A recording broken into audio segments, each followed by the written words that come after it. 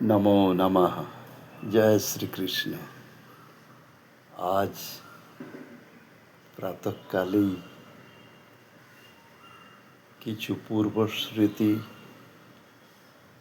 মন্থন করে পুনরায় প্রবৃত্ত হয়েছি আমার এই ছোট্ট বারান্দায়। এখানে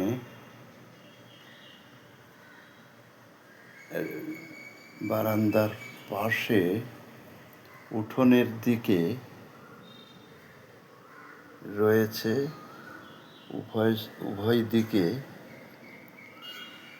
প্রাচীরের পার্শ্ববর্তী স্থানে বৃক্ষরাজি সুশোভিত করে রেখেছে সামান্য হলেও গোপাল ভবনকে।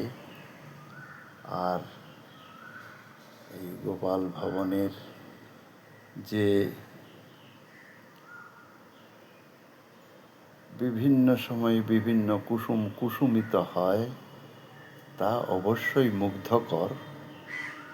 শুধু আমি না, এই ভিডিওর মাধ্যমে আমি অন্যদেরও মানসিক আনন্দ যাতে হয় তার চেষ্টিত হই।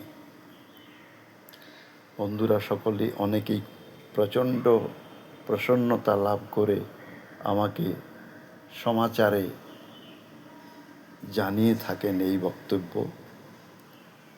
আর একটি সেই গোলাপ গাছ, দুটি শাখা বিশিষ্ট যে গোলাপ বৃক্ষ, সেই গোলাপ বৃক্ষেতে কি অদ্ভুত ৪৫খানা দেবার পরেও ২-৪খানা আবার দিয়েছিল গোলাপ।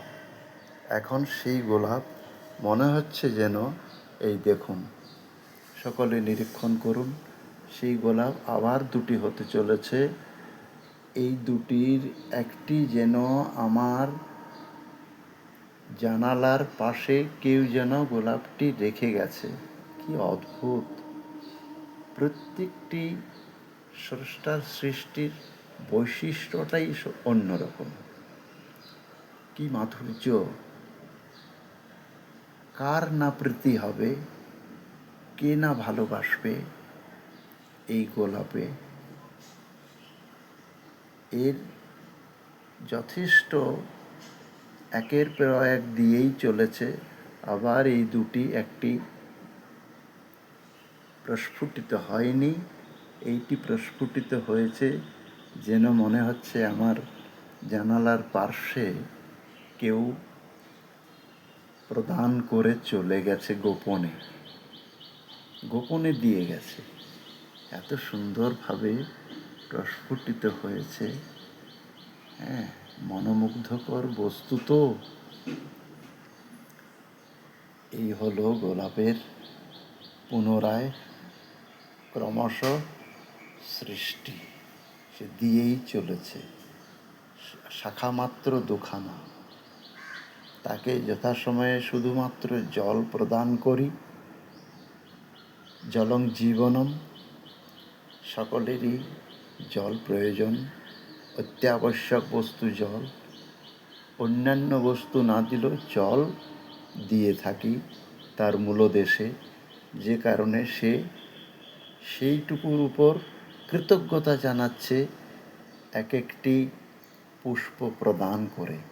আর আমার এই পুষ্প গোবিন্দ চরণে, শ্রীচরণারবিন্দে সচন্দন সমর্পিত হয়। গোবিন্দ প্রসন্ন হন, সেটা আমি জানি।